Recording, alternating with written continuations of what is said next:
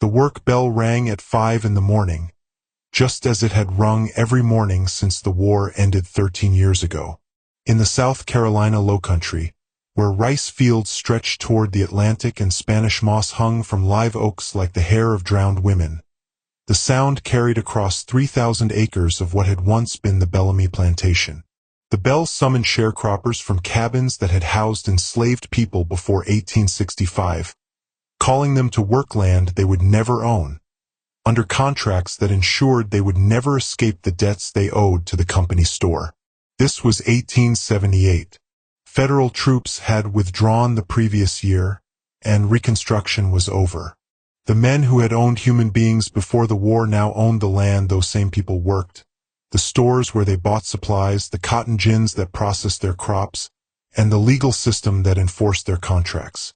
Freedom had arrived with pageantry and promise, but in the Lowcountry it looked remarkably similar to what came before, just with different paperwork. Silas Bellamy, 68 years old and white-haired, still woke at dawn despite no longer needing to. His son Crawford managed the daily operations now, the discipline, the settlements, the enforcement of rules. But Silas still walked his land each morning with a cane made from imported walnut, surveying what he considered his by right of inheritance and superior character.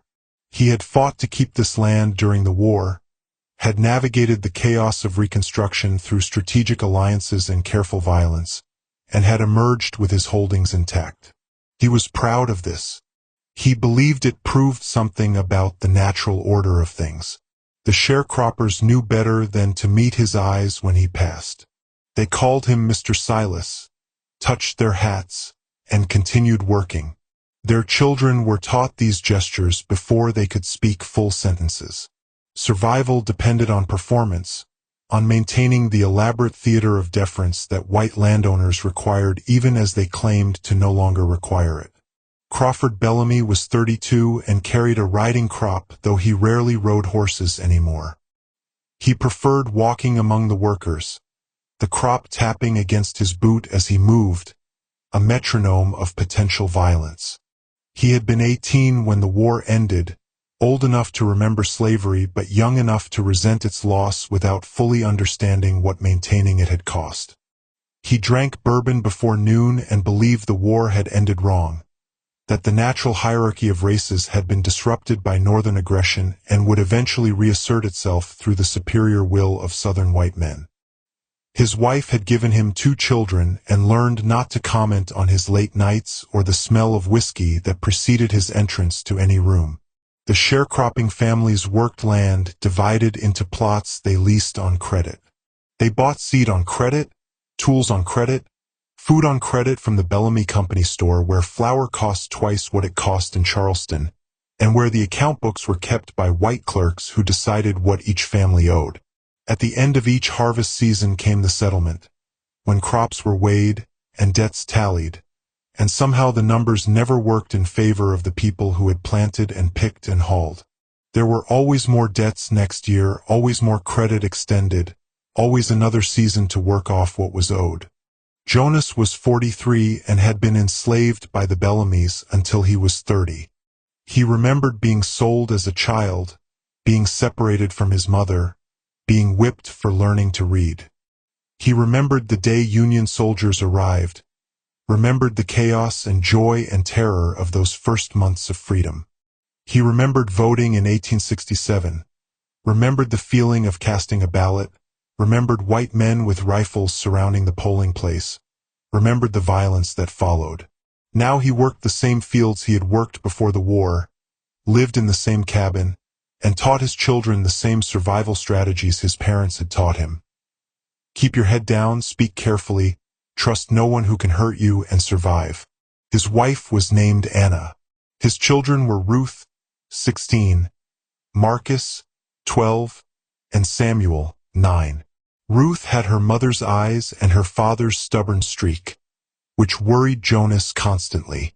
There were others in this community, dozens of families in various states of bondage disguised as freedom.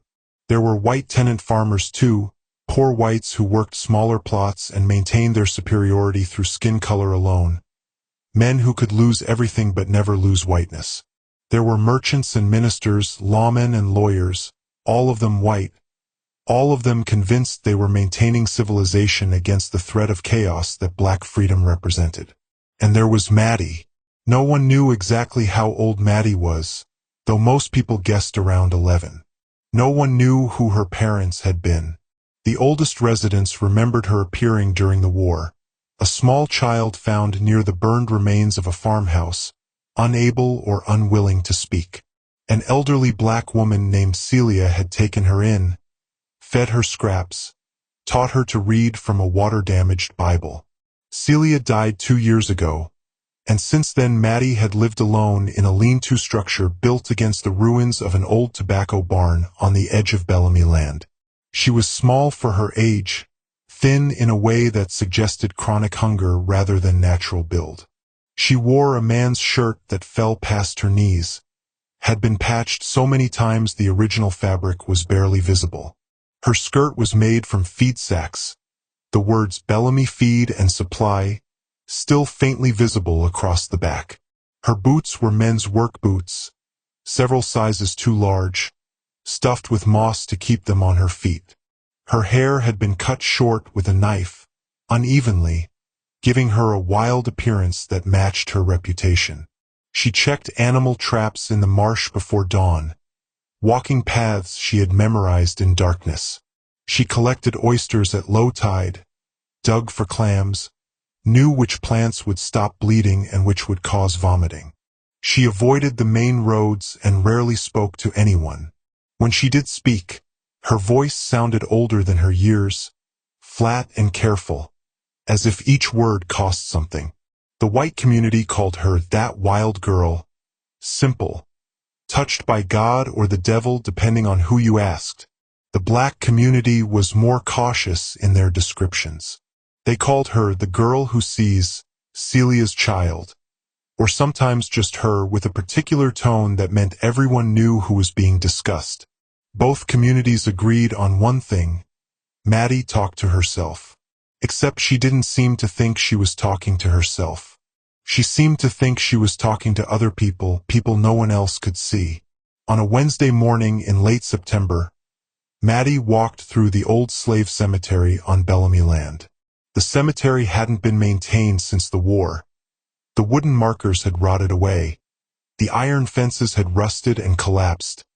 The paths had disappeared under Virginia creeper and blackberry brambles.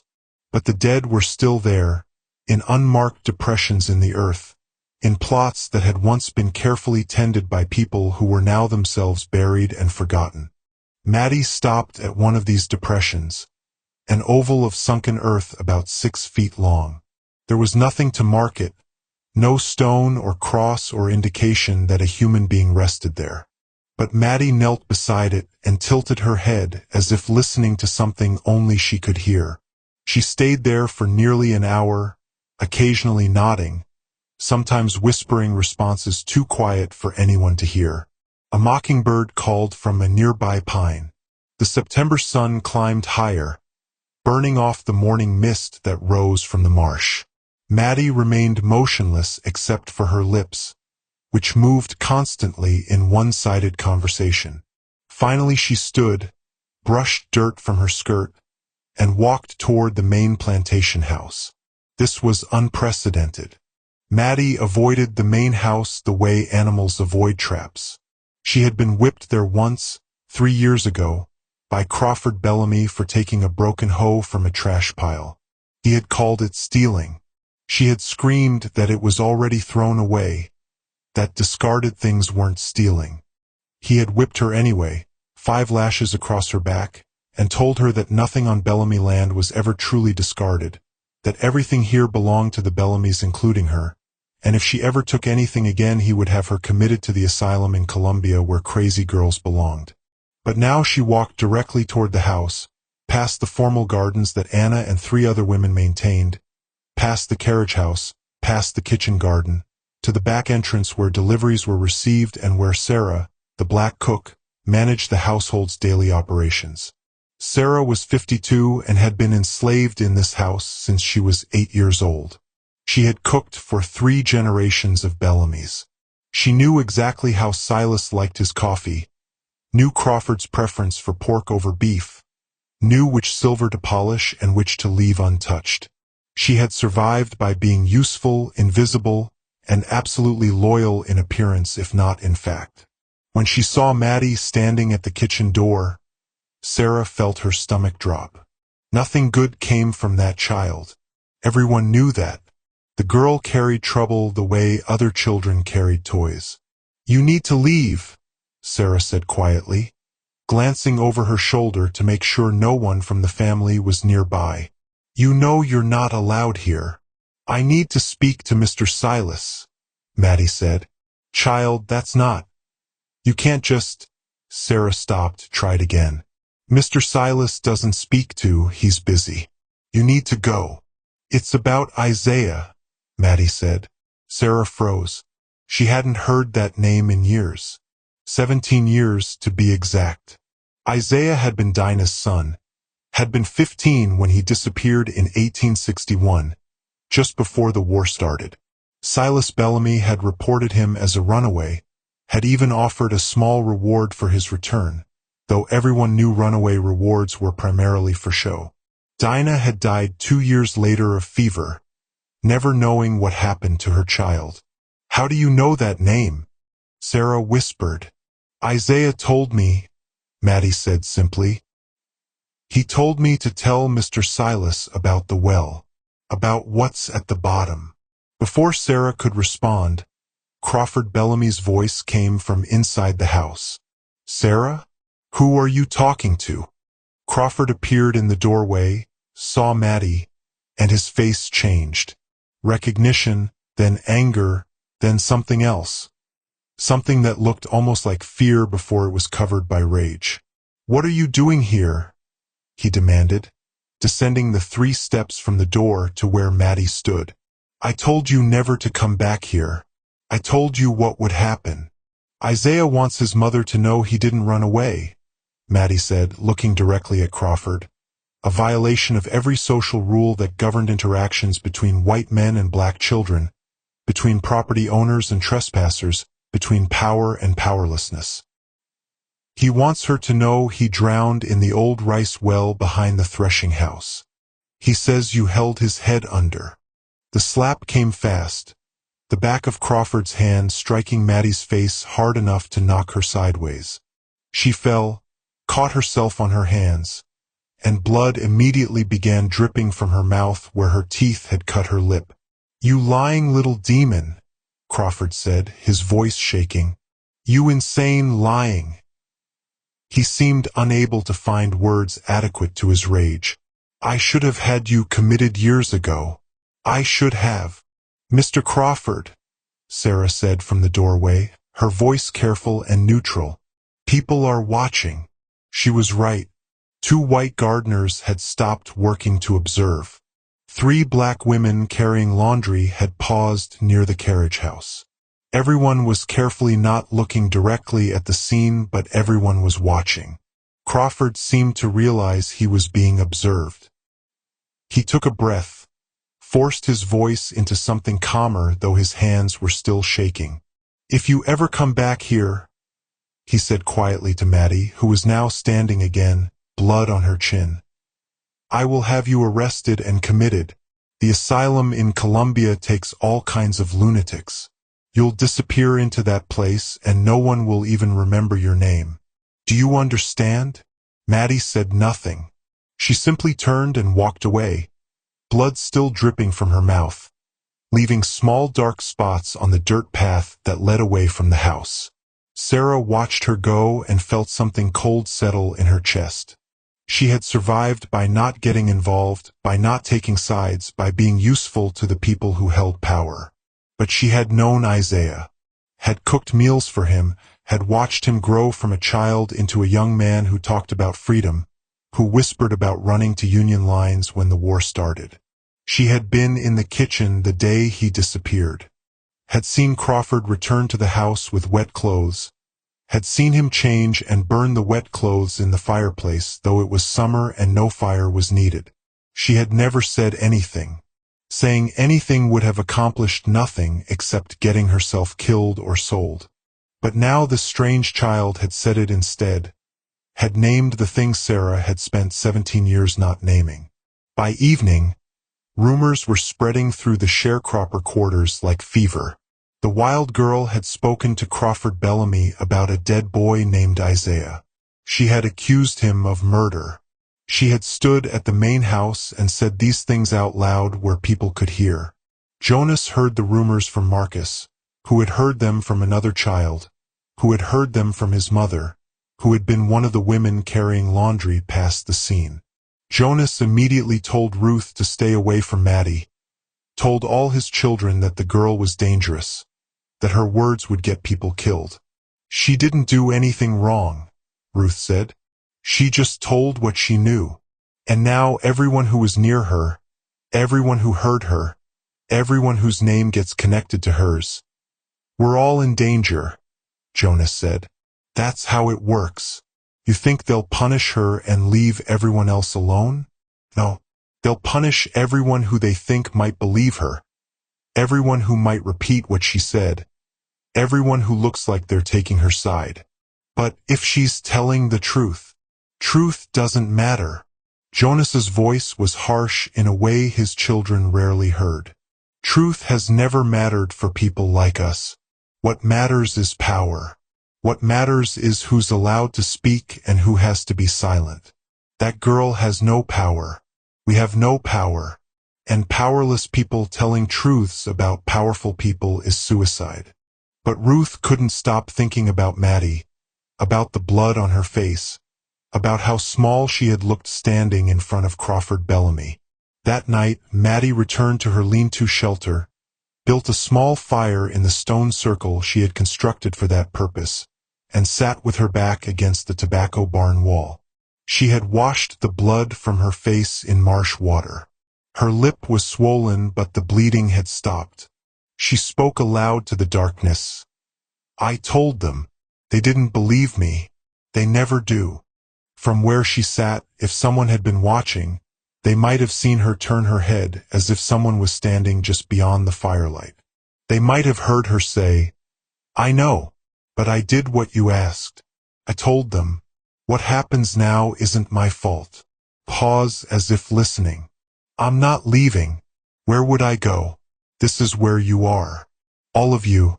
This is where you died, and this is where you're stuck, and this is where someone needs to hear you. Another pause. I know it's dangerous. I know what they do to people like me. But you're already dead. I'm not dead yet. So I'll keep telling your stories until either they listen or they kill me. Those are the only two ways this ends. In the darkness beyond the fire, in the space between one heartbeat and the next, there might have been the shape of a teenage boy standing motionless, watching. Or there might have been nothing but shadows and the wild imagination of a half-starved child talking to herself in the ruins of a tobacco barn. What mattered was not whether the dead could speak. What mattered was that Maddie believed they could, and that she was willing to be their voice regardless of the cost. The first spark had been lit. The social order had been challenged. A child with no name, no family, no protection had accused a white landowner of murder in front of witnesses. The thing that couldn't be said had been said. Now there would be consequences. Deputy Clement arrived at Maddie's shelter 2 days after the incident at the main house. He was 45, had been doing police work in one form or another since before the war, and understood his primary job as maintaining order, which meant maintaining the existing hierarchy of power. He rode a horse because it made him look official, though the shelter was close enough to walk to. The horse also meant he was looking down at Maddie when he delivered his message, which was the point. Maddie was skinning a rabbit when he arrived. She had caught it in a snare, had killed it quickly, and was now working with a knife that was mostly rust and determination. She didn't stop working when Clement approached. Didn't stand or show deference. Just kept pulling fur from flesh with practiced efficiency. You're trespassing, Clement said without preamble. This is Bellamy land. You don't have permission to be here. Maddie had lived here for 2 years. In all that time, no one had ever challenged her presence. Everyone knew she was here. Everyone had simply ignored her, which was the closest thing to permission people like her ever received. "Where should I go?" she asked, still not looking up from the rabbit. "That's not my concern," Clement said. "But you have 1 week to leave this county or you'll be arrested for vagrancy. Do you understand? I understand you want me gone. I want order maintained. You're causing problems for respectable people with your crazy talk. Mr. Crawford is a patient man, but patience has limits. If you're gone, there's no problem. If you stay, you become my problem. And you don't want to be my problem." He turned his horse and rode away without waiting for a response. The message was clear. Disappear or be disappeared. Maddie finished skinning the rabbit, cooked it over her fire, and ate half of it while staring into the flames. She saved the other half wrapped in a piece of cloth that had once been a shirt. Food was scarce. Waste was unthinkable. That afternoon, Reverend Marsh visited Silas Bellamy. Marsh was 58, had been preaching in the area for 20 years, and considered himself a bridge between the Old South and the New, between white and black communities, between tradition and progress. He preached to white congregations on Sunday mornings and black congregations on Sunday afternoons, delivering essentially the same sermons with minor adjustments for audience. He believed this made him enlightened.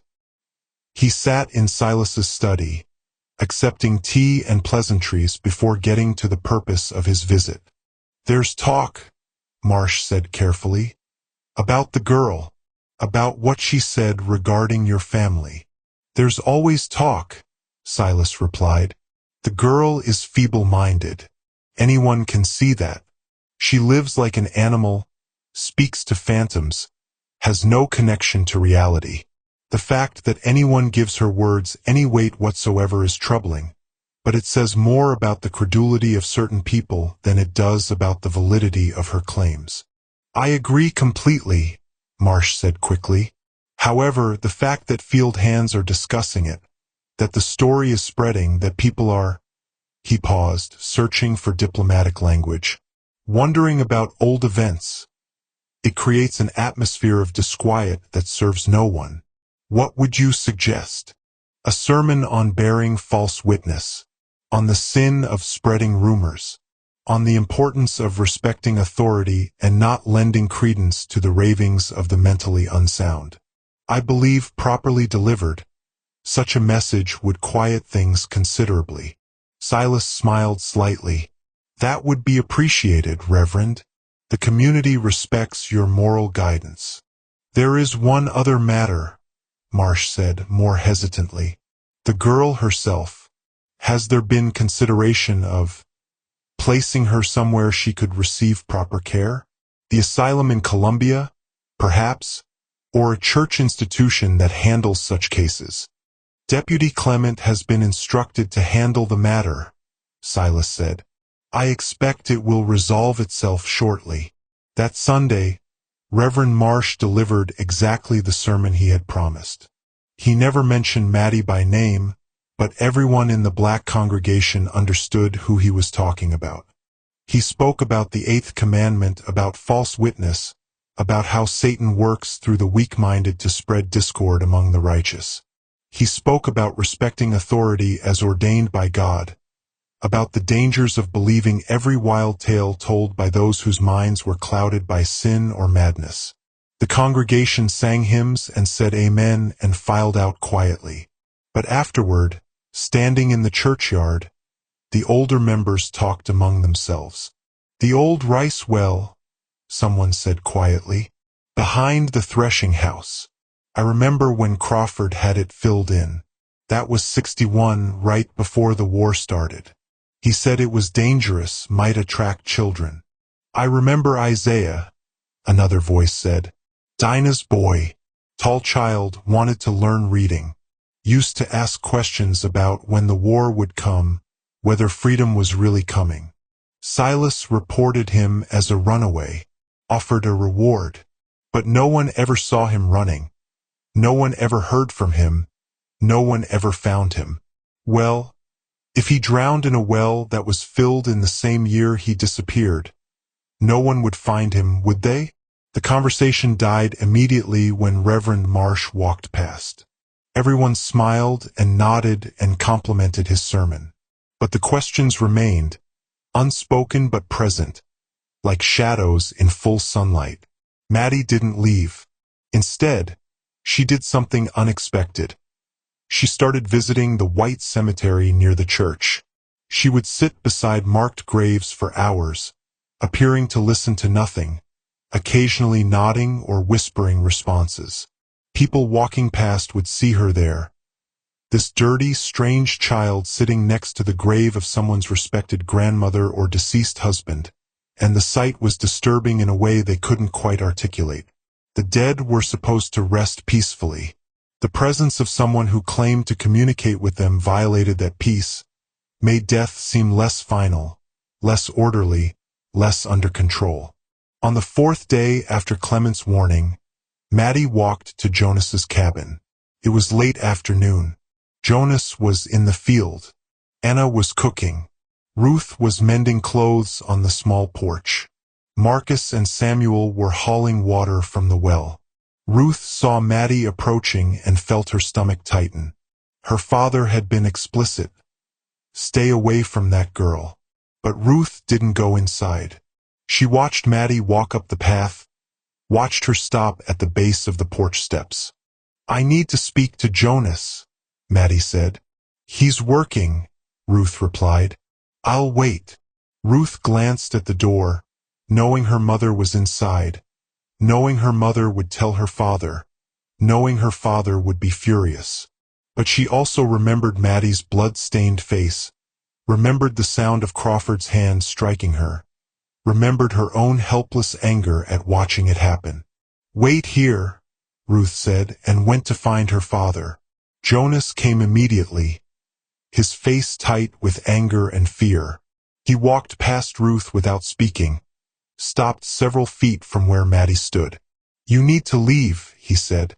You need to leave this property, this county, this area. You need to disappear before you get people killed. Your brother Thomas wants you to know it wasn't an accident, Maddie said, her voice flat and factual. He wants you to know Crawford shot him on purpose during the riot of '76, not in self-defense like the inquest said. He was running away, not charging. He was shot in the back. Jonas's face drained of color.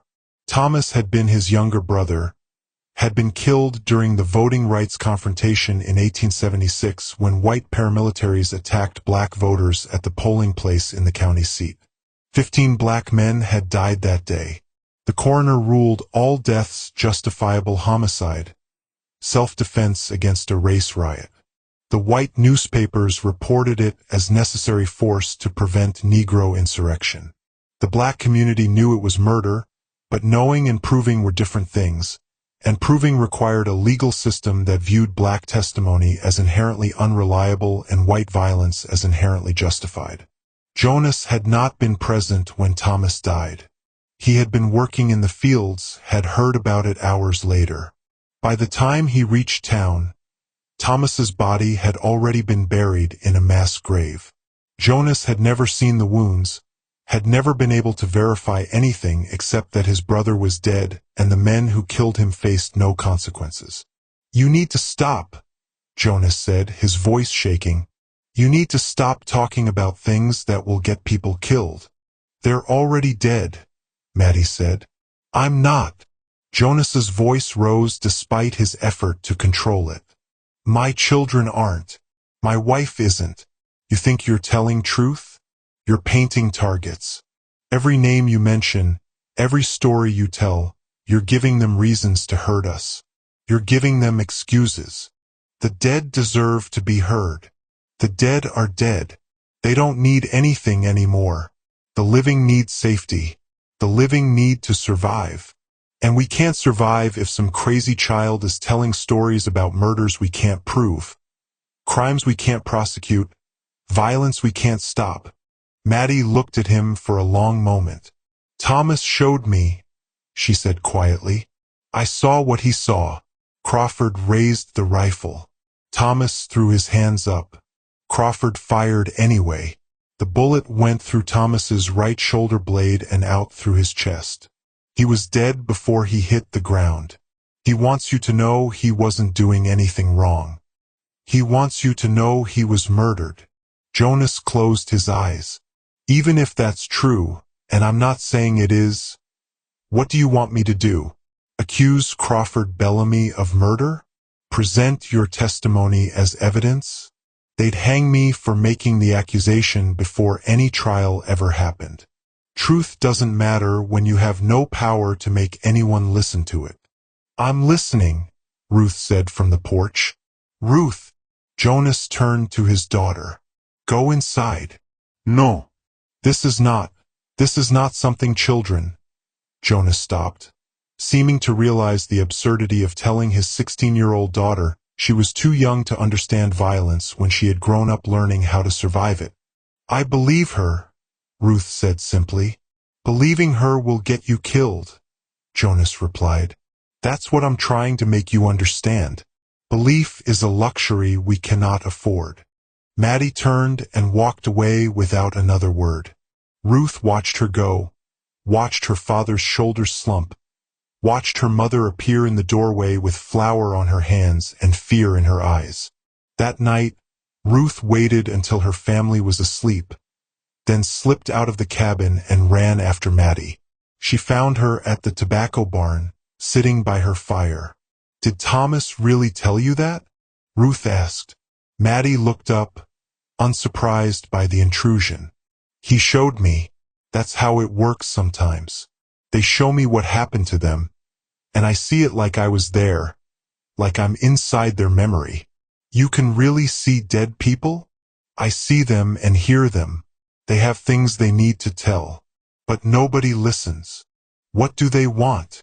Maddie poked the fire with a stick, sending sparks upward. Different things.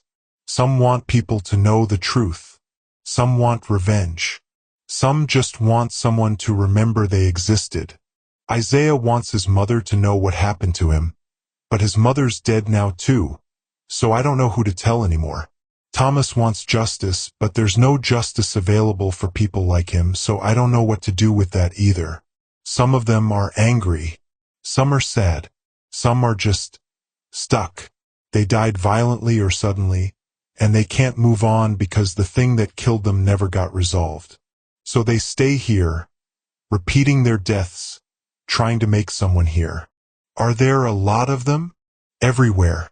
This whole area is full of them, especially near the plantation, near the old rice fields, near the places where the violence happened.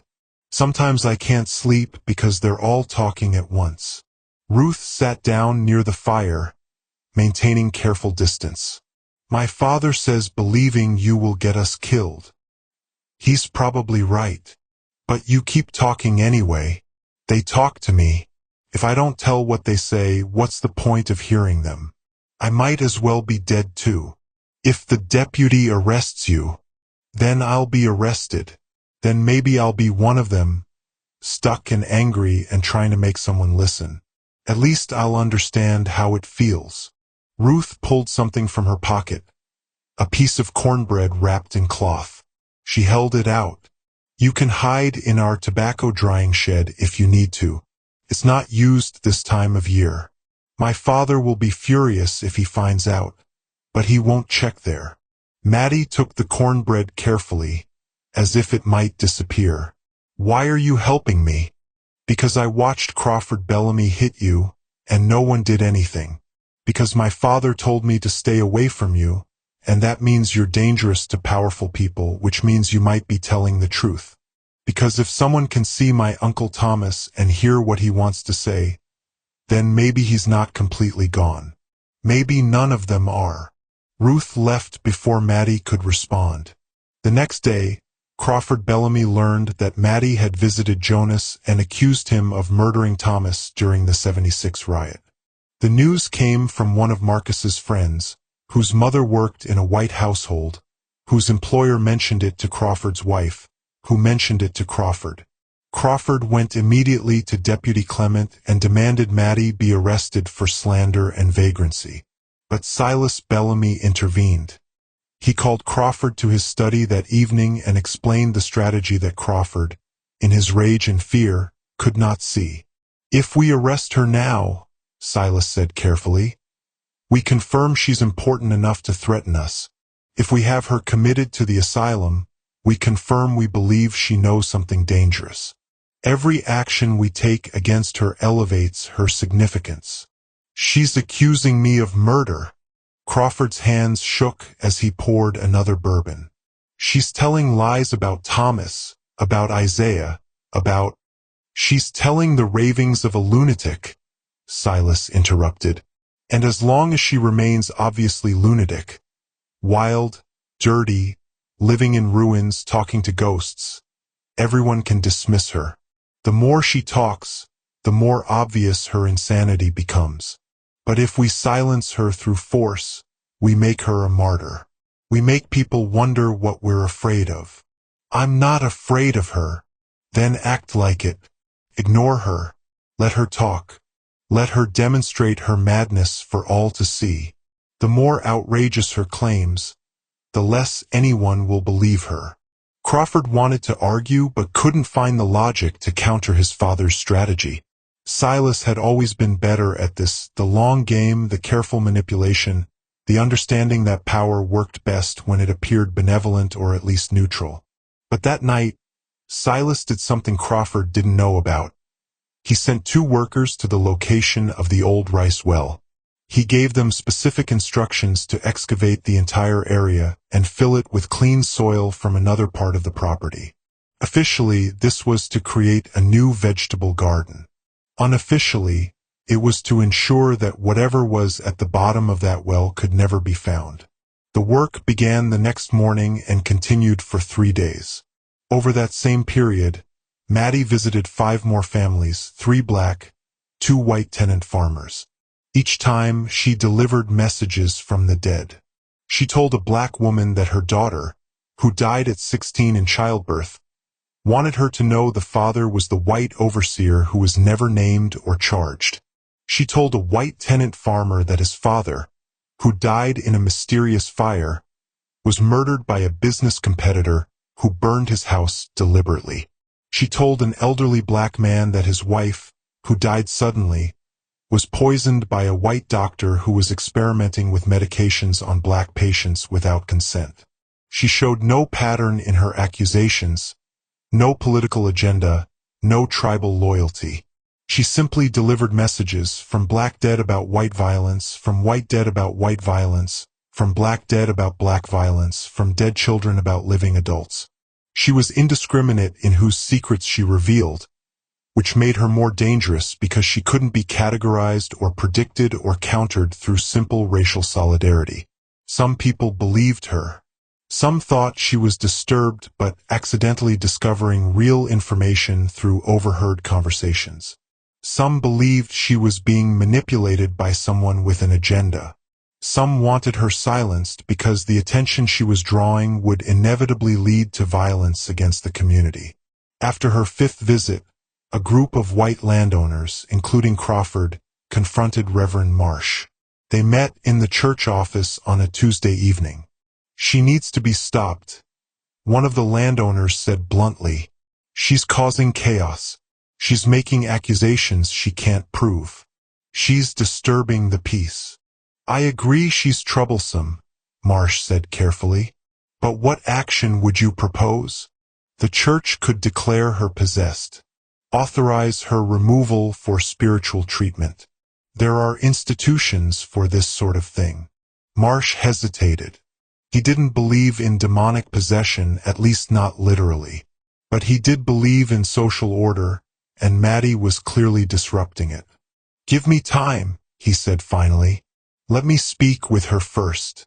If she can be reasoned with, guided toward silence, that would be better than force." "How much time?" "A week." Meanwhile, within the black community, the reactions were splitting along similar lines. At a gathering after church, The debate became explicit. "She's a prophet," one woman insisted.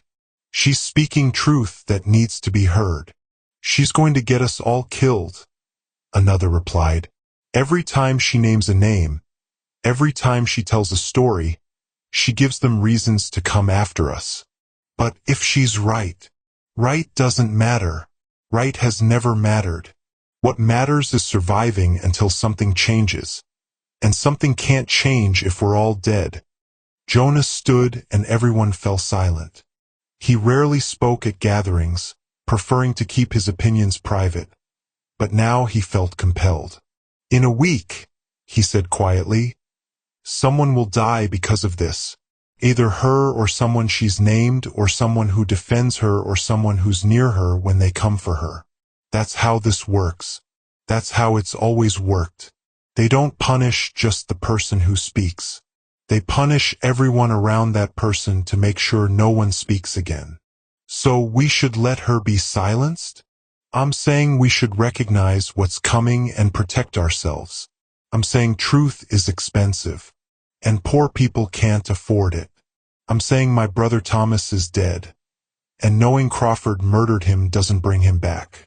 I'm saying I have 3 living children who need a father, and I can't be their father if I'm dead defending a truth that changes nothing." The meeting dissolved into smaller arguments. No consensus emerged. The community remained fractured between those who saw Maddie as prophet or problem, between those who valued truth over safety and those who valued survival over vindication. Ruth listened to all of it and made her own decision. She would help Maddie however she could, even if it meant defying her father, even if it meant danger.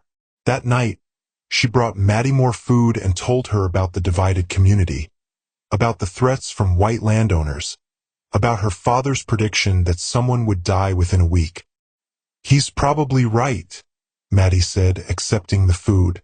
"That's what always happens when I tell them what the dead say. Someone gets hurt. But if I stop talking, the dead stay silent forever.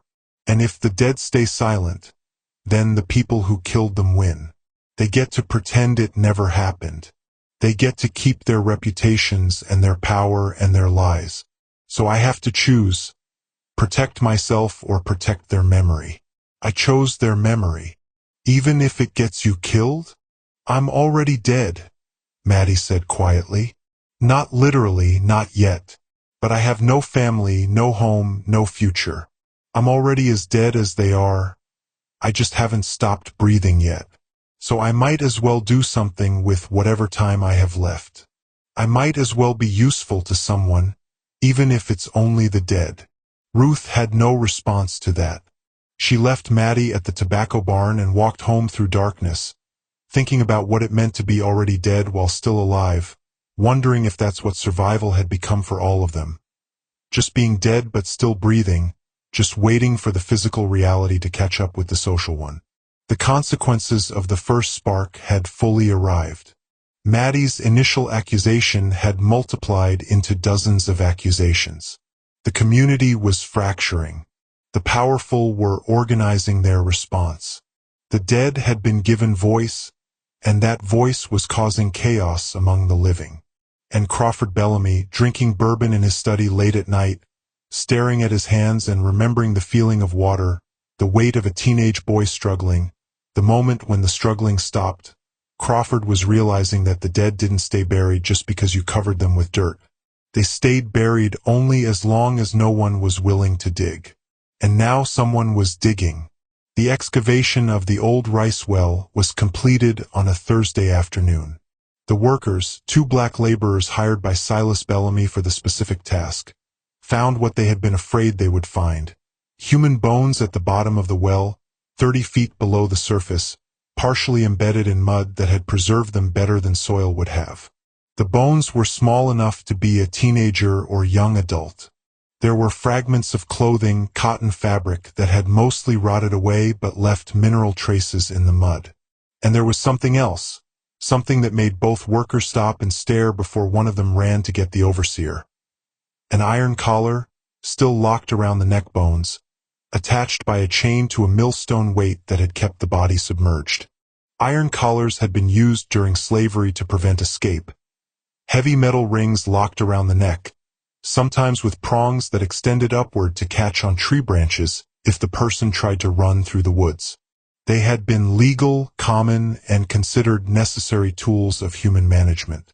After the war ended, most had been destroyed or hidden, physical evidence of practices that even former slaveholders preferred not to discuss in public. The presence of the collar proved several things. This person had been enslaved when they died, this death had occurred during slavery or been staged to look that way, and this death had been deliberate. The millstone weight was proof of drowning, not accident. Crawford was summoned immediately. He stared at the bones for a long moment, his face unreadable, then gave instructions. Cover it. Fill the well. We're proceeding with the vegetable garden as planned. Sir, one of the workers said hesitantly, should someone official be notified? There's human remains here. From before the war, Crawford said firmly. Clearly from slavery times.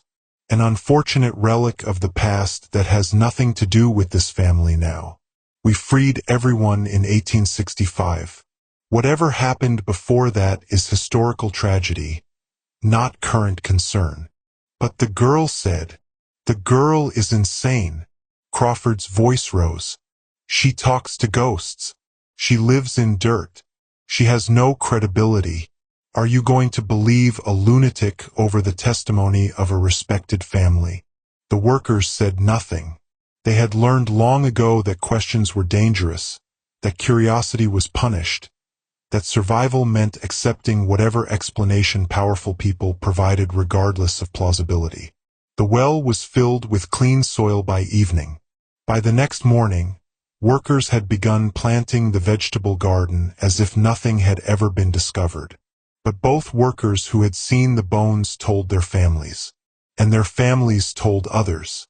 And by Sunday, everyone in the black community knew that human remains with an iron collar had been found exactly where Maddie said Isaiah had drowned, and that the Bellamys had ordered it covered up and planted over.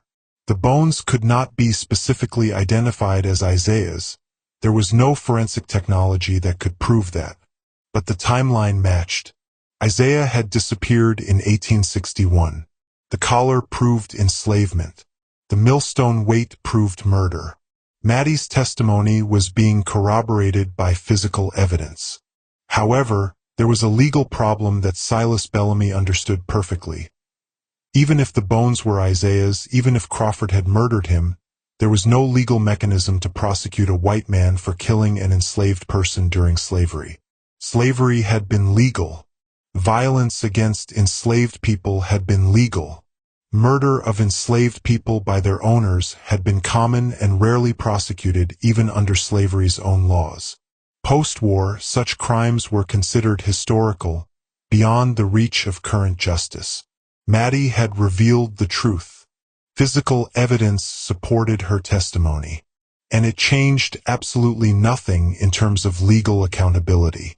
But it changed everything in terms of social credibility. On Saturday evening, sheriff's deputies arrived at Maddie's tobacco barn shelter. There were 3 of them, Deputy Clement and 2 others, all armed.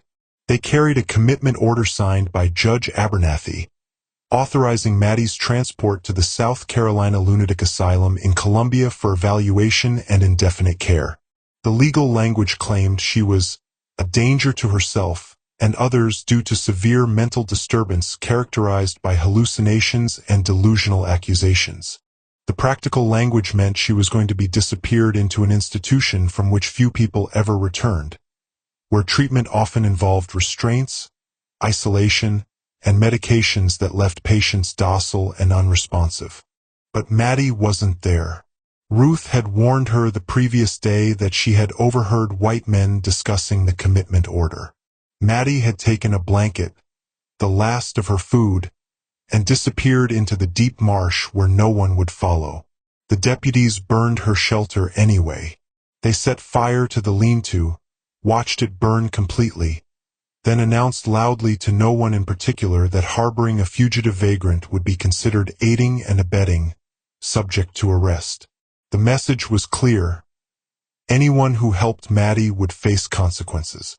The community was being required to choose between protecting her and protecting themselves. That evening, Reverend Marsh called an emergency meeting at the church. He invited both white and black community leaders, setting up chairs in the main hall in a way that subtly separated the races while maintaining the pretense of equal inclusion. Marsh stood at the front and presented his proposal. The girl is clearly disturbed, rather than the asylum, which is, admittedly, a harsh environment. Perhaps a Christian family could take her in, provide guidance, teach her proper behavior and appropriate silence. She would be supervised, her movements restricted for her own safety, and she would stop these harmful accusations that serve no purpose except to disturb the peace. Several black families were present. None volunteered.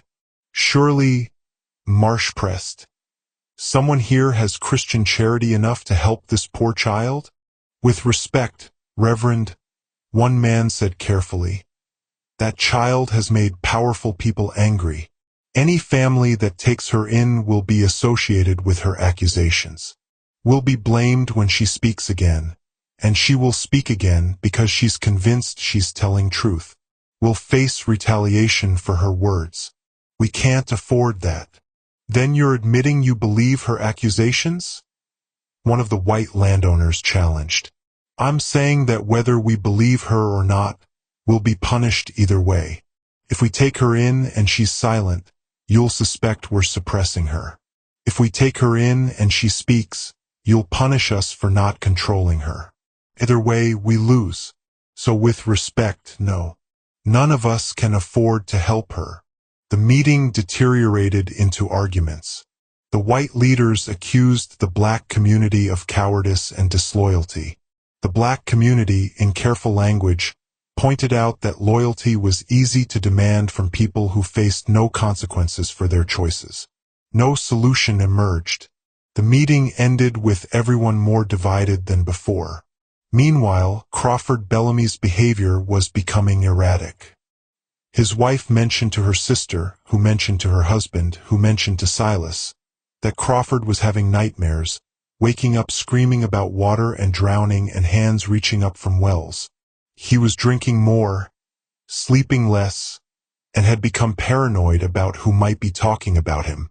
One afternoon, he interrogated Sarah the cook, convinced she had told Maddie details about Isaiah's death. The interrogation happened in the kitchen, behind closed doors, and when Sarah emerged she had bruises on her arms and terror in her eyes. I told her nothing, Sarah insisted when other kitchen workers asked what happened. I knew nothing to tell, but he doesn't believe me. He thinks someone in this house helped her. Someone told her about that day. The next morning, Sarah was arrested on fabricated theft charges. Crawford claimed she had stolen silverware, which she absolutely had not. She was taken to the county jail and held without bail. This escalation shocked even some white residents. Sarah was 52 years old, had worked for the Bellamys for decades, had a reputation for loyalty and competence. The arrest was transparently false and everyone knew it. But that was the point. The arrest demonstrated that power didn't need truth to function. Power simply needed force and the willingness to use it. Jonas, watching all of this unfold, told his family, "We're leaving. As soon as harvest is done, we're leaving this county." "And go where?" Anna asked. "Anywhere.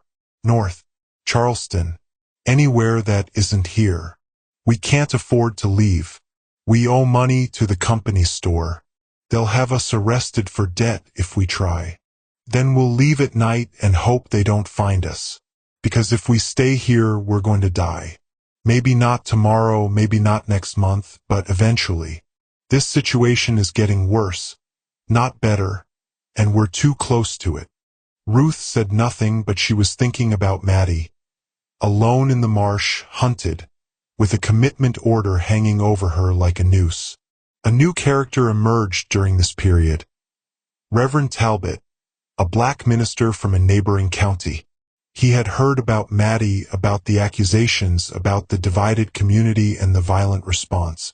He traveled to the area and, without asking permission from Reverend Marsh or any white authority, began preaching in the black church. His sermon was direct. God speaks through the rejected. God speaks through the outcast. God speaks through the ones we refuse to hear. When a society decides that some people's voices don't matter, when power makes rules about who can speak truth and who must be silent, God sends prophets from the margins. God sends truth from the mouths of children, from the voices of the despised, from the testimony of those we call crazy. Not because God loves chaos, but because God loves justice more than order. He never explicitly endorsed Maddie's claims. He never said the dead could speak or that her visions were real. But he created theological space for her testimony to be taken seriously, which was more dangerous than any direct endorsement would have been. White authorities were furious. Reverend Marsh visited Talbot and told him his presence was inflammatory and unhelpful. Talbot replied that helping people listen to difficult truths was precisely the help they needed most. Deputy Clement informed Talbot that he was being watched, that any speech that incited riot or disturbed the peace would result in arrest. Talbot said he would continue preaching until God told him to stop, and he didn't take instructions from God through deputy sheriffs. The situation was reaching critical mass. Maddie had been driven into hiding. Sarah was in jail. Jonas was planning escape. White authorities were organizing more aggressive responses. Black community leaders were splitting between those who supported Maddie and those who wanted her silenced for everyone's safety. And Reverend Talbot had arrived to complicate the careful political balancing that local black leaders had been maintaining. Maddie, hiding in an abandoned hunting cabin 3 miles into the marsh, made a decision. She would speak publicly one final time before they caught her. She would force everyone to hear the same testimony simultaneously, so truth couldn't be diluted through rumor and reinterpretation. She would make her testimony impossible to ignore or misrepresent. She chose Sunday morning, after church services ended, when both white and black congregations would be outside their respective buildings. She would stand between them and speak everything the dead had told her, all at once, for everyone to hear. Ruth found her the day before and tried to convince her not to do it. "They'll kill you," Ruth said flatly. "Not arrest you, not commit you. They'll kill you right there in the street and claim self-defense or say you attacked someone or just say you were a dangerous lunatic who had to be stopped. They will kill you, Maddie." "Probably," Maddie agreed. "But if I hide forever, what's the point? The dead told me things so I could tell other people. If I never tell anyone, then I'm failing them. I might as well let the dead stay dead and the killers stay protected and nothing ever change. So I'm going to speak. If they kill me for it, at least I'll have spoken first. It won't change anything. You'll die and they'll still have power and the dead will still be dead. Maybe, but at least everyone will have heard. At least no one will be able to pretend they didn't know. At least the dead will have had their moment of testimony. That's all I can give them. One moment when everyone has to listen, even if they refuse to believe." Ruth left crying, knowing she couldn't stop Maddie, knowing she should tell her father but couldn't bring herself to betray Maddie's plan. Sunday morning arrived clear and cold. Services ended. White congregation members filed out of the Baptist church, greeting each other, discussing dinner plans, commenting on the weather. Black congregation members filed out of their church building 100 yards away, moving more quietly, more carefully, aware of being watched. Maddie walked into the center of the road between the two churches. She was visibly damaged, filthy from days in the marsh, her clothes torn, her face bruised from falling in darkness, her hair wild with burrs and mud. She looked exactly like what they called her. Mad, dangerous, pitiable, wrong. But when she spoke, her voice carried clearly in the cold morning air. "I see the dead," she said. "You all know this. You call me crazy. Maybe I am. But crazy or not, here's what the dead want you to know." And then she named names. She spoke for 30 minutes without stopping, without notes, without hesitation. She revealed Isaiah, drowned by Crawford Bellamy in 1861 for attempting to reach Union lines. His body weighted with an iron collar and millstone and left at the bottom of the rice well that was filled in days after his death. Thomas, shot in the back by Crawford Bellamy during the 1876 voting rights riot while fleeing, killed while unarmed and running away. His death ruled justifiable homicide, though he had threatened no one. Dinah, who died of fever in 1863 believing her son had run away, who prayed every night for his safety and freedom, who never knew he was 30 feet underwater 50 yards from where she slept. Sarah's daughter Martha, who died at 16 in childbirth after being raped repeatedly by a white overseer named Patterson, who was never charged or even questioned, whose death was attributed to complications, with no mention of whose child she had been forced to carry. 3 men, Peter, Gabriel, and James, sold south by Silas Bellamy in 1860 after they complained about being worked 7 days a week without break, separated forever from wives and children, reported as runaways to avoid questions. A white tenant farmer named Hobbs who refused to vote for Silas's preferred candidate in 1872, whose lease was terminated, whose barn mysteriously burned with all his tools inside, whose children died of starvation that winter while Silas gave speeches about the importance of political participation. An elderly black woman named Rachel who had a land deed from before the war, legitimate ownership of 40 acres, whose house was burned by men in masks, who was found dead in the road afterward, whose land was claimed by Silas for unpaid taxes though she owed no taxes. A black child named Samuel, 8 years old, who was beaten to death by Crawford for looking at Crawford's daughter, whose death was ruled accidental, whose family was forced to sign a statement saying Samuel had fallen from a horse. Others, a list of violence, theft, rape, fraud, murder, some during slavery, some after, some technically legal under old laws, some illegal even then, all spoken in flat, precise detail. Maddie didn't present this as accusation. She presented it as testimony. "This is what they told me. You decide what it means." The crowd stood frozen. White congregation members looked shocked, offended, angry. Black congregation members looked terrified and vindicated in equal measure. Crawford Bellamy walked toward her, his hand moving to the pistol on his belt.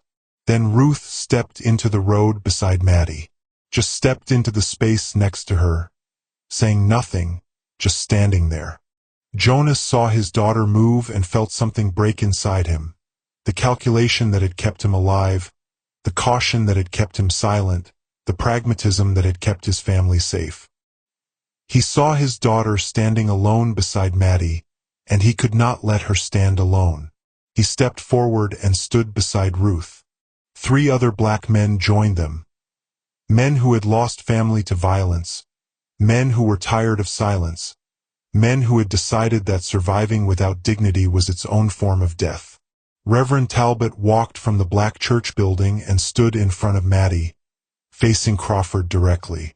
"If you touch this child," Talbot said quietly, "you will do it in front of God and everyone gathered here.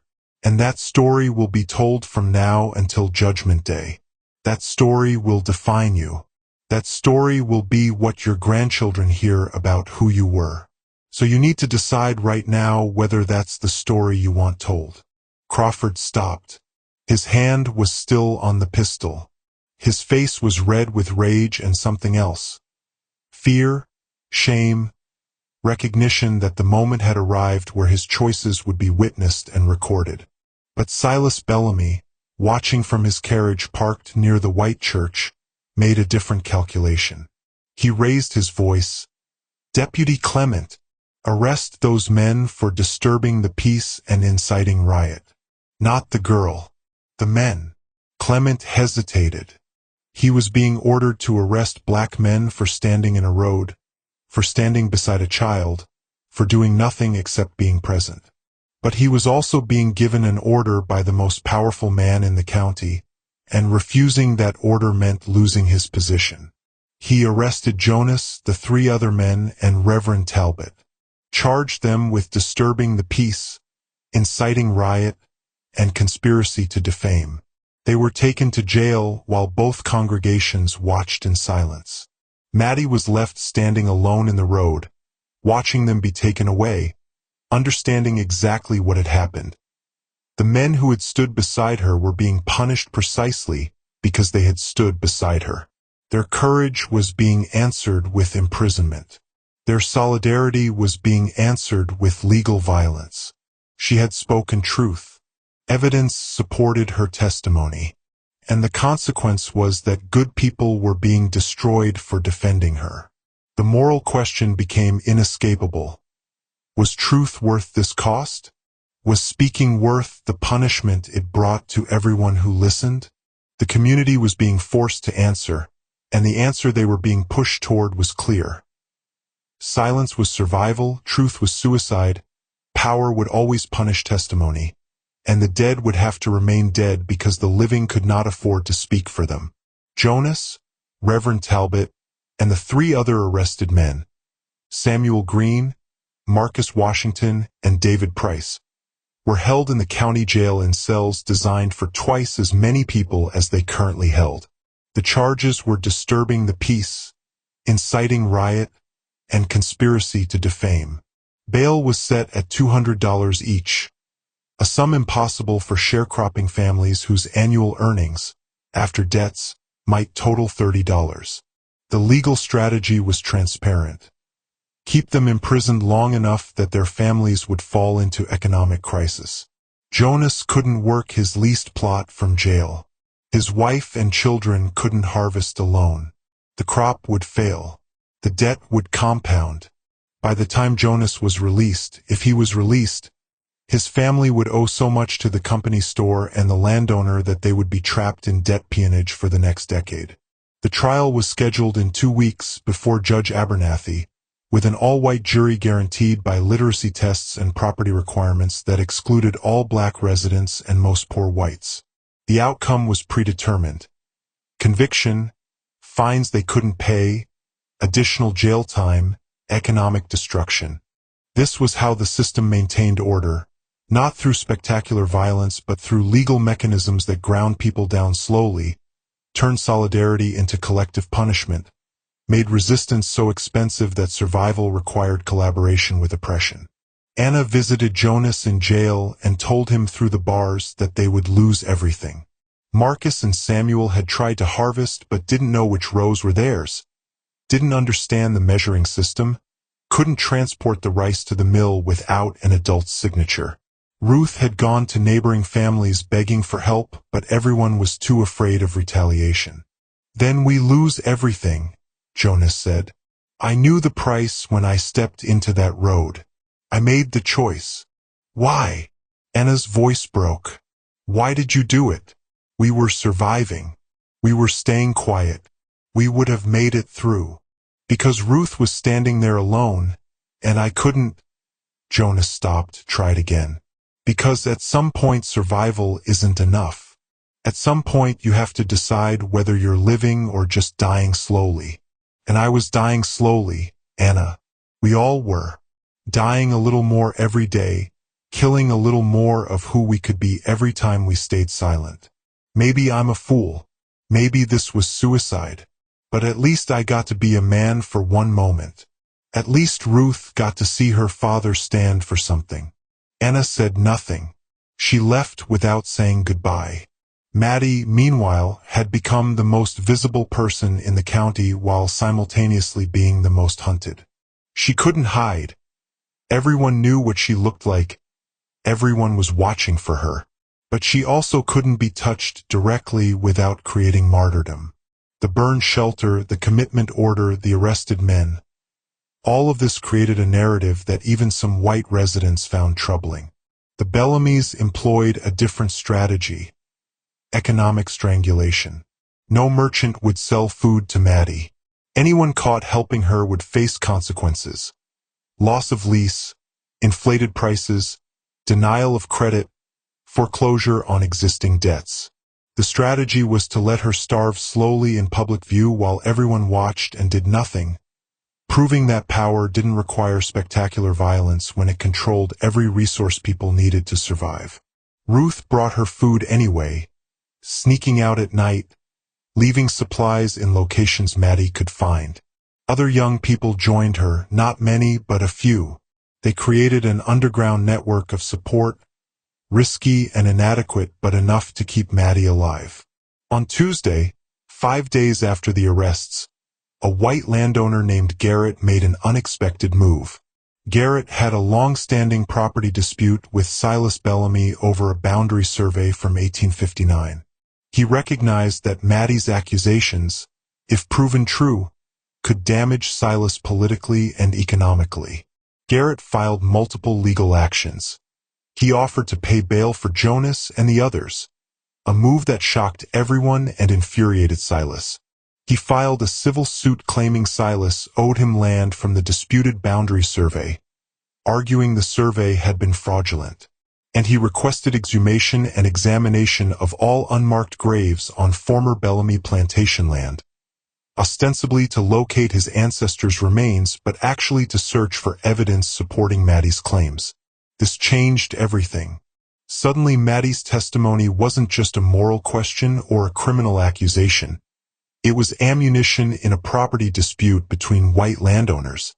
The dead had become useful to living people with financial agendas. Silas realized immediately that the threat wasn't Maddie herself. The threat was that she had provided his enemies with a tool. Her testimony, even if dismissed as mad rambling, created space for questions about the Bellamy family's past that could be leveraged for legal and financial gain. He met with Garrett privately and offered a settlement. Drop the exhumation request and the civil suit, and Silas would adjust the property boundary in Garrett's favor. Garrett refused. He wanted full examination of the graves, wanted public testimony, wanted the Bellamy's reputation damaged beyond repair. Crawford, drinking heavily, became convinced someone had given Maddie specific information about Isaiah's death. He had already arrested Sarah. Now he began interrogating other household workers, other people who had been on the property in 1861, anyone who might have witnessed something. His paranoia was destroying relationships, creating fear throughout the household, making mistakes that his father's careful political strategy couldn't cover for. The situation reached critical mass on Thursday evening when Judge Abernathy called a public hearing to address the unrest in the county. The hearing was ostensibly about whether to proceed with Garrett's civil suit and exhumation request, but it became a trial of everything Maddie had said. The courthouse was packed. White landowners filled the main seating area. Black residents stood in the gallery above, packed shoulder to shoulder, not speaking, just witnessing. Armed deputies lined the walls. Silas Bellamy testified first. He was calm, dignified, wearing his best suit. He spoke of his decades of service to the community, his employment of dozens of families, his Christian charity. He expressed sorrow that a disturbed child's fantasies had caused such division. He suggested gently that Maddie was being manipulated by outside agitators, meaning Reverend Talbot and possibly Garrett, who were using her mental illness for their own political purposes. He was compelling. He appeared hurt, reasonable, victimized by false accusations. Garrett testified about the boundary dispute, presented historical documents, argued that exhumations might resolve property questions going back decades. His testimony was precise, legal, focused on property rather than justice. Judge Abernathy seemed inclined to dismiss the case. The legal grounds were weak, the request was unusual, the disruption to the community would be significant. But then Reverend Talbot, representing himself and the other prisoners, made an unexpected legal argument. "Your Honor," Talbot said from the defendant's table, "I request to call Maddie as a witness." The courtroom erupted in noise. Abernathy banged his gavel. "On what grounds?" the judge asked. "On the grounds that this entire proceeding concerns the validity of her testimony. If her testimony is insane, as Mr. Bellamy claims, then she cannot give sworn testimony. But if she cannot give testimony due to insanity, then she cannot be guilty of slander or defamation. And if she's not guilty of defamation, then the men arrested for standing beside her were arrested for no legitimate reason. You must either declare her competent enough to testify, which legitimizes her as a witness, or dismiss the charges against us." Abernathy saw the trap immediately. He could rule Maddie incompetent, which would require releasing the men but would also mean the Bellamys had imprisoned people for standing beside someone who legally couldn't be held accountable for her words. Or he could rule her competent, which would mean her testimony could be entered into legal record. He chose a third option. The witness may testify, but her testimony will be considered only for determining her mental state, not as evidence of any crime.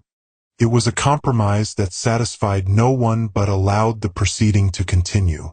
Maddie was brought to the witness stand. She had been found that morning hiding in the marsh, had been cleaned minimally, had been given clothes that didn't fit. She looked exactly like what they called her. Damaged, strange, pitiable. But when she sat and placed her hand on the Bible for swearing in, she looked directly at the judge without fear. The prosecutor, a lawyer hired by the Bellamys, began cross-examination. "You claim to see dead people?" "Yes." "Describe what you see." "I see them the way you see living people. Sometimes they look like they did when they were alive. Sometimes they look like they did when they died, injured, bloody, drowned. Sometimes they show me their memories, and I see what happened to them like I'm inside their experience." "How convenient. How do we know you're not simply making this up?" "You don't. That's why no one believes me. You've accused Crawford Bellamy of murdering a boy named Isaiah. How do you know this?" "Isaiah told me, showed me. I saw Crawford hold him under the water. I felt the water entering Isaiah's lungs. I felt the panic when he realized he was drowning. I felt the moment he died." The prosecutor tried to break her with inconsistencies, with challenges to her timeline, with demands for proof. But Maddie answered every question with specific, precise detail. She described Isaiah's clothing: wool pants, torn shirt with a missing button. She described the weather: clear afternoon, hot, cicadas singing.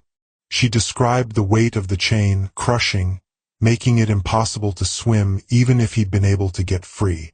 She described Crawford's face above the water, blank, determined, waiting for the struggling to stop. She described Thomas being shot, the angle of the bullet, the sound, the feeling of falling forward, the taste of dirt in his mouth as he died face down in the road. She described dozens of deaths with detail no normal 11-year-old could articulate, with psychological insight that suggested either genuine supernatural knowledge or incredible trauma that had given her adult understanding of violence. The prosecutor tried one final attack. "How do you know these things if you cannot see the dead?" "I can see them." "Prove it. Tell us something you cannot have learned from gossip." Maddie looked at Judge Abernathy. The courtroom fell silent. "Your daughter wants you to know she didn't mean to die," Maddie said quietly. "She wants you to know the laudanum was an accident, not a choice. She took too much because the pain was too much, but she didn't mean to leave you. She wants you to forgive yourself." Judge Abernathy's face turned ashen. His daughter Charlotte had died 6 months ago of laudanum overdose. It had been officially ruled accidental, but there had been whispers of suicide. Charlotte had been unmarried and pregnant, had faced social ruin, had seemed despondent in her final weeks. Abernathy had blamed himself for not seeing the signs, for not protecting her, for not somehow preventing her death. No one outside the family knew the specific details of Charlotte's final days. No one knew about the laudanum bottle, about the pain she'd been in from an untreated infection, about her father's private guilt.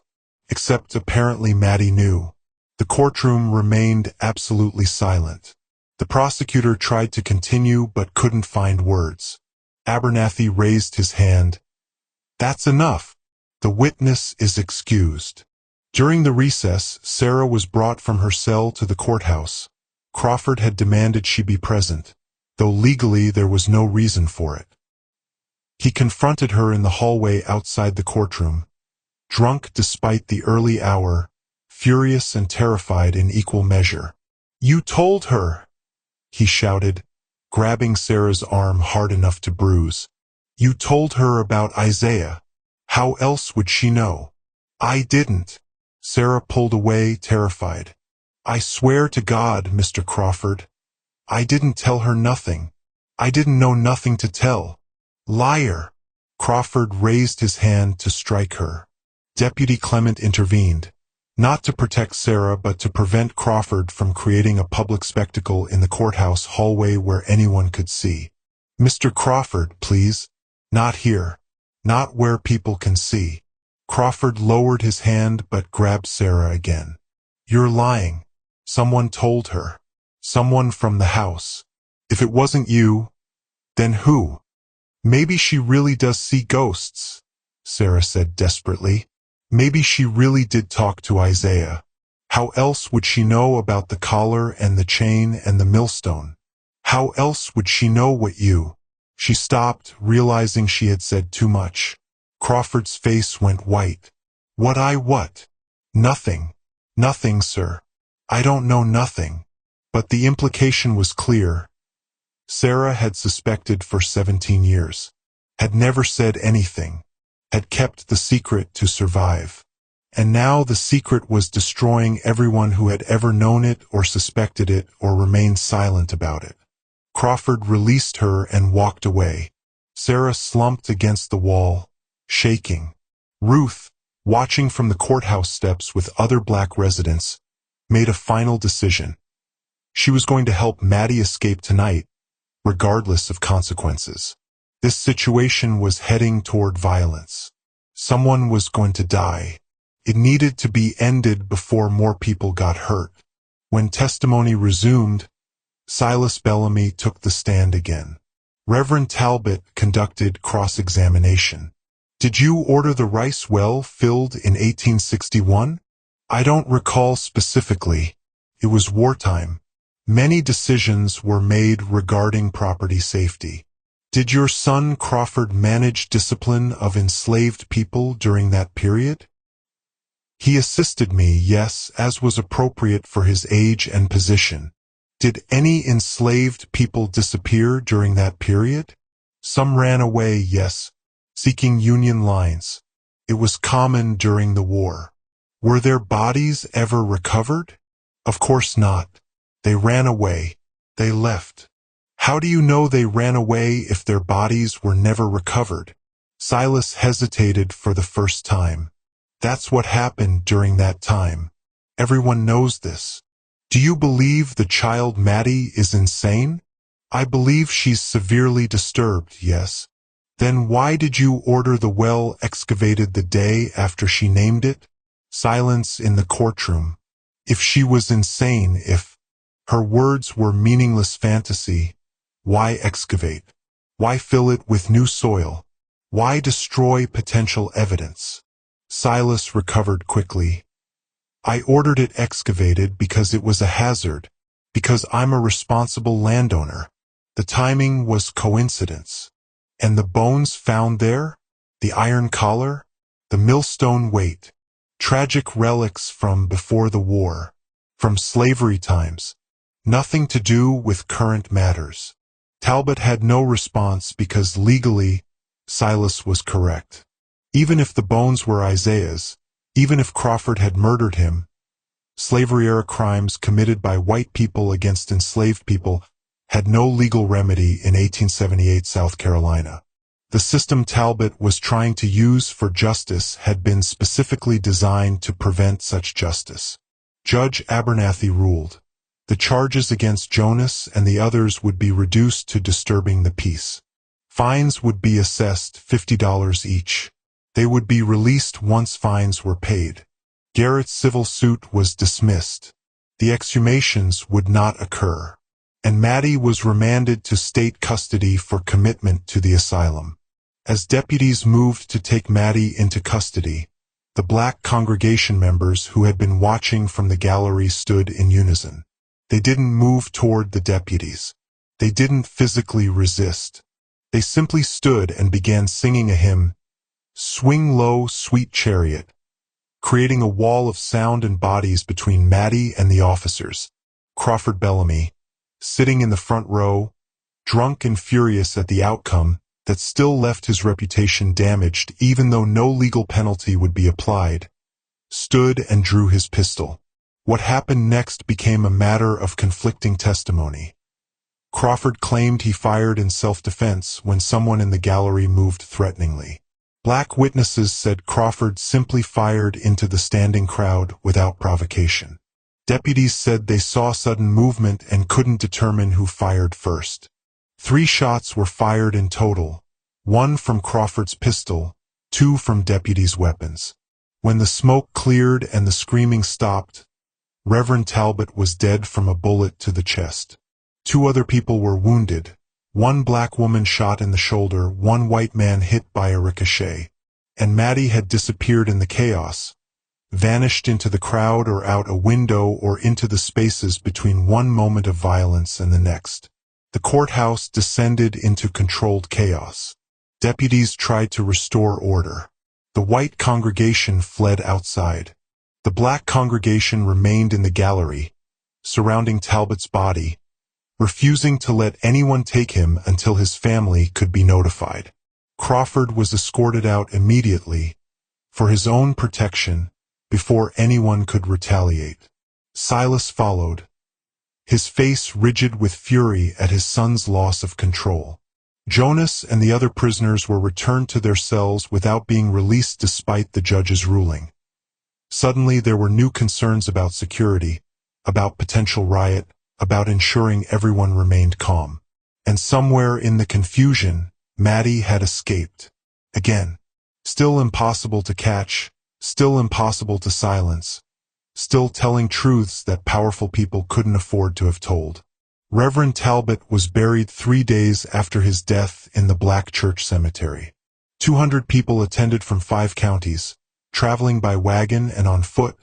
Black ministers and congregants and community leaders who had heard what happened and came to bear witness that this man's death mattered, that his stand meant something, that he would be remembered. Federal authorities sent a representative from Charleston to observe. There were concerns about potential federal civil rights violations, about the killing of a minister during a legal proceeding, about whether this might require intervention. But after reviewing testimonies and speaking with local authorities, the representative filed a report stating that while the incident was regrettable, it appeared to be the result of heightened tensions and sudden movement rather than deliberate murder. No federal charges would be filed. No investigation would occur. Crawford Bellamy was not charged in the shooting. The official report stated Talbot was struck by a stray bullet during a disturbance initiated when black congregants created a threatening situation by standing and singing. The fact that standing and singing were not criminal acts was not mentioned in the report. The fact that Crawford had drawn his weapon first was disputed by deputy testimony. The fact that a minister was dead was classified as unfortunate but unavoidable. This was how violence was legitimized, through reports that rearranged reality, through testimony that prioritized white fear over black death, through legal language that transformed murder into accident and resistance into threat. Jonas and his family were evicted from their sharecropping lease within a week of Talbot's funeral. Silas Bellamy exercised his contractual right to terminate their agreement immediately, claiming Jonas had created disturbances affecting the peace and productivity of the property. The $50 fine from the courthouse conviction remained unpaid, which technically made Jonas a debtor, which technically made his movement restricted under debt laws. But Silas magnanimously decided not to pursue debt collection. Instead, he simply required Jonas and his family to vacate the property within 30 days or face arrest for trespassing. Other landowners, following Silas's lead, refused to lease land to Jonas. He was blacklisted, marked as troublemaker, identified as someone who chose solidarity over survival. No white landowner in the county would hire him or rent to him. Jonas had 30 days to leave the county entirely or face vagrancy arrest, which meant forced labor in convict leasing programs where black men were rented to mines and lumber camps and factories and worked until they died. Anna packed their possessions in silence. Ruth helped, also silent, both of them knowing they were refugees now, people fleeing violence disguised as law. Marcus asked his father, "Where will we go?" "North," Jonas said. "Charleston first, then maybe further. Anywhere we can work and not be hunted." "Will it be different there?" Jonas didn't answer. He didn't know if it would be different. He suspected it would be the same violence with different paperwork, the same oppression with different language. But at least it would be somewhere else. At least they would still be alive. Ruth asked the question her father wouldn't. Was it worth it? Standing with Maddie? Was it worth losing everything? Jonas looked at his daughter for a long time. "I don't know," he said finally. "But I know who I was before I stood in that road. And I know who I am after. And I'd rather be who I am now, even if it cost everything. Because who I was before, that man was already losing everything. He was just losing it slower, losing it quietly, pretending he still had dignity while giving it away piece by piece. At least now I gave it away all at once for something I believed in." Sarah the cook was released from jail after signing a confession to theft that she didn't commit in exchange for no prosecution. She was fired from her position at the Bellamy house. No other white family would hire her. She was tainted by association with the accusations, marked as potentially disloyal, suspected of having told Maddie information even though she hadn't. She found work eventually, cleaning floors in a Charleston boarding house, starting over at 52 years old with nothing but the clothes she wore and the reputation she could never escape. The three men arrested with Jonas, Samuel Green, Marcus Washington, and David Price found their credit cut off at the company store. Their debts called in immediately, their contracts restructured to trap them further in debt peonage. They couldn't leave without being arrested for debt. They couldn't pay the debts without working. They couldn't work without going deeper into debt. The trap had closed completely, and Maddie was gone. She vanished during the courthouse shooting and hadn't been seen since. There were rumors.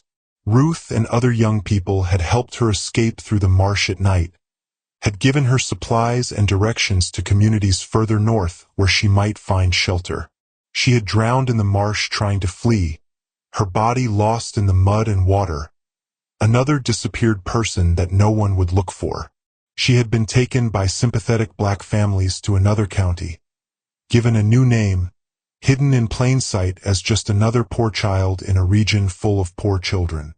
She had been captured quietly by the Bellamys, killed, her body buried somewhere on their 3,000 acres where no one would ever find her.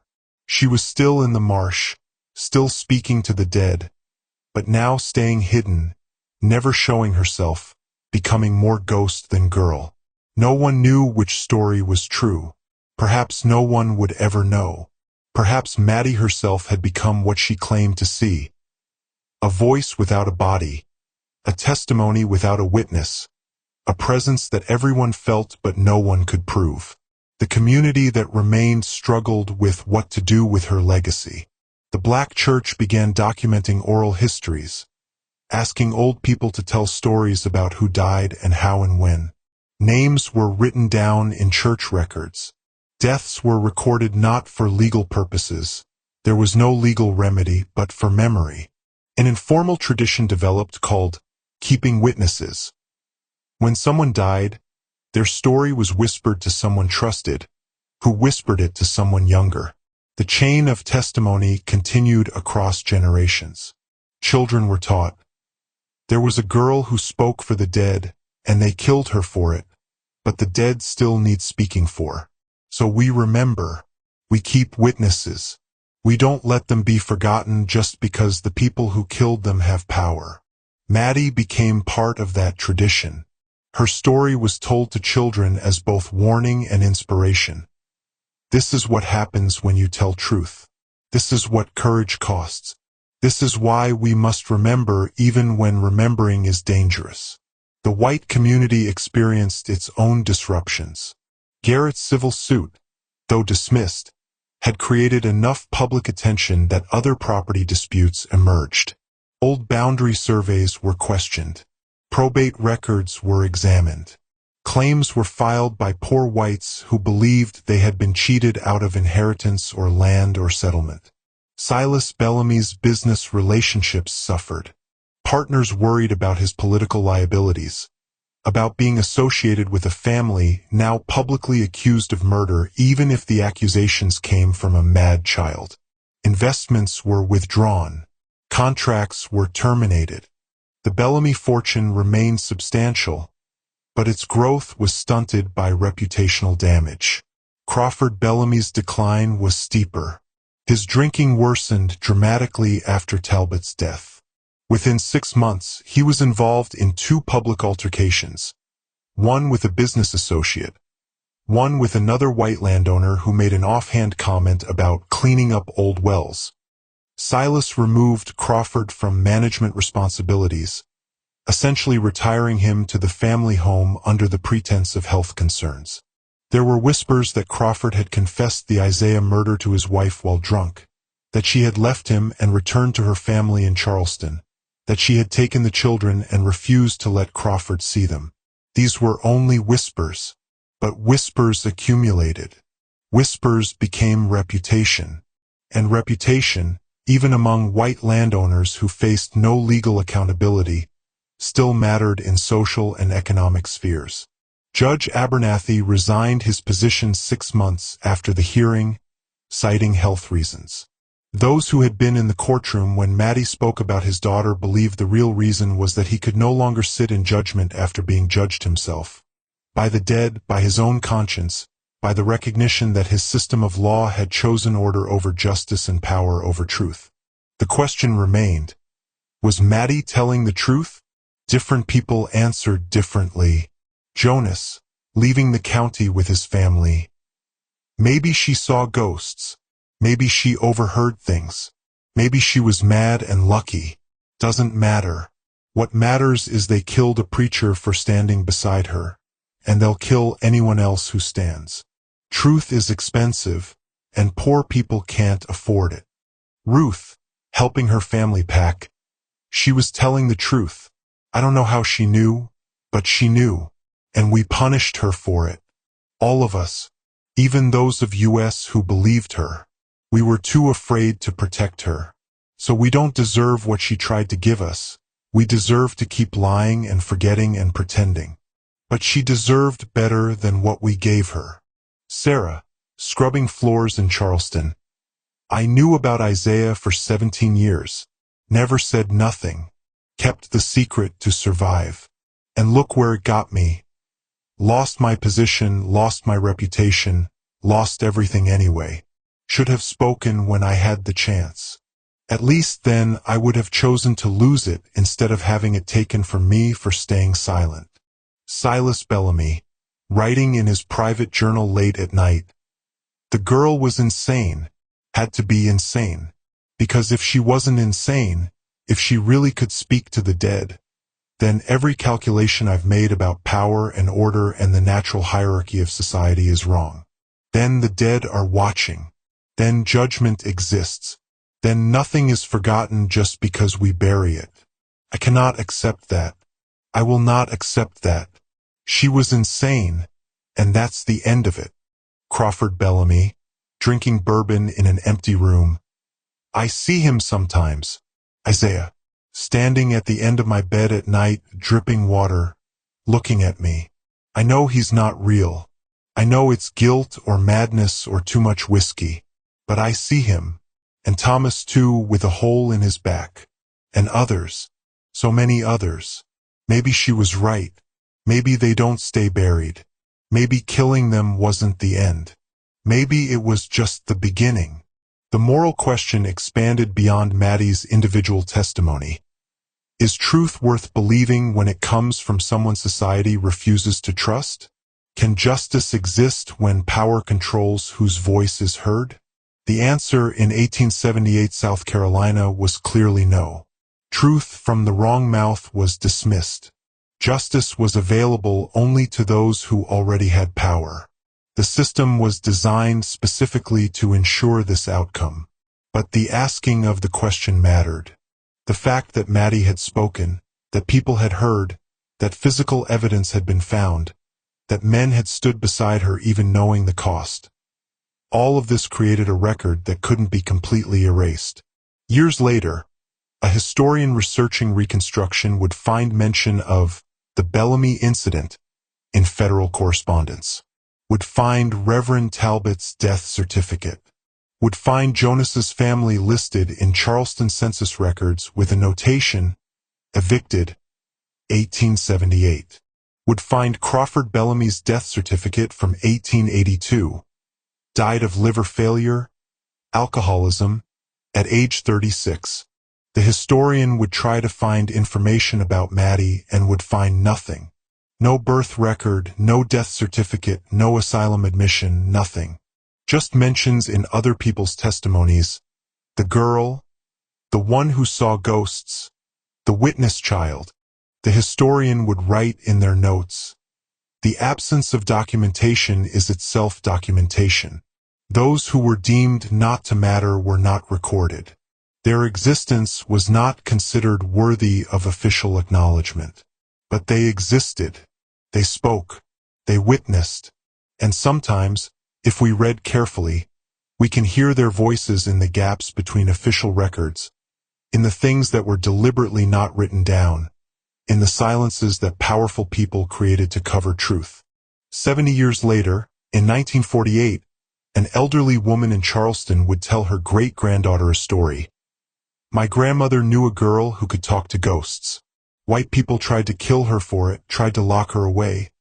But she kept talking until they couldn't ignore her anymore. I don't know if she really saw ghosts, but I know she saw truth, and truth is close enough to ghosts. Both of them are things people try to bury but can't quite kill. The great-granddaughter asked, "What happened to her?" Nobody knows for sure. But the stories she told, people still remember those. The names she named, the deaths she testified to, those got written down eventually, passed down, remembered. So maybe it doesn't matter what happened to her body. Maybe what matters is her voice survived even when she didn't. That was the only justice available. Not legal accountability, not punishment for the guilty, not compensation for victims. Just memory. Just testimony passed from one generation to the next. Just the refusal to let the dead be forgotten. In the end, Maddie's gift to the dead was not vindication or vengeance. It was witness. She had seen them, heard them, and spoken for them when no one else would. She had made their existence matter for a moment, had forced people to acknowledge that these deaths happened, that these people lived, that violence had consequences even if those consequences were only moral and historical rather than legal and immediate. And her gift to the living was a question that couldn't be answered but had to be asked. What do we owe the dead? What do we owe truth? What do we owe each other when power demands silence and survival requires complicity? The question remained unanswered in 1878. It remains unanswered still, but the asking of it matters. The struggle to answer it matters. The people who stood in the road beside a strange, frightened child because truth demanded witness, they matter. Maddie disappeared into history as she had disappeared in life. Unmarked, unrecorded, officially non-existent. But her voice echoed forward through the people who heard her, through the stories that survived her, through the tradition of keeping witnesses that her testimony inspired. She had spoken for the dead, and now the dead spoke for her, through Ruth's memory, through Jonas's choice, through Sarah's regret, through the children who learned her story and learned that truth-telling has always been dangerous and has always been necessary. The final moral reflection is this: history is written by the powerful, but it is witnessed by everyone. The powerful decide what goes in official records, but they cannot decide what survives in memory, in story, in the whispered testimonies passed from grandmother to granddaughter. Maddie lost everything: her life, her freedom, her future. But she gained something too. She became a witness, and witnesses cannot be completely silenced. They can be killed, yes. They can be disappeared, yes. But if even one person remembers, if even one story survives, then the witness persists. This is not justice. Justice would have required accountability, punishment, restitution, change. None of that happened. The powerful remained powerful. The system remained intact. The violence continued. But it is something. It is a record. It is a testament. It is a reminder that the dead matter, that truth matters, that speaking costs everything but silence costs more, that power can control legal outcomes but cannot control whether people remember, whether people care, whether people continue telling stories about a strange child who claimed to see ghosts and who might have been mad or might have been the only sane person in a society built on lies. And perhaps that is enough. Not enough for justice. Not enough for peace. But enough to keep trying. Enough to keep speaking. Enough to keep witnessing. Enough to remember that there was once a girl named Maddie who lived in the margins of a powerful family's domain, who spoke truths that society refused to hear, who paid the ultimate price for testimony, and who proved that even the powerless can force the powerful to acknowledge, even if only for a moment, that the dead are watching and the living are accountable and truth exists whether anyone believes it or not.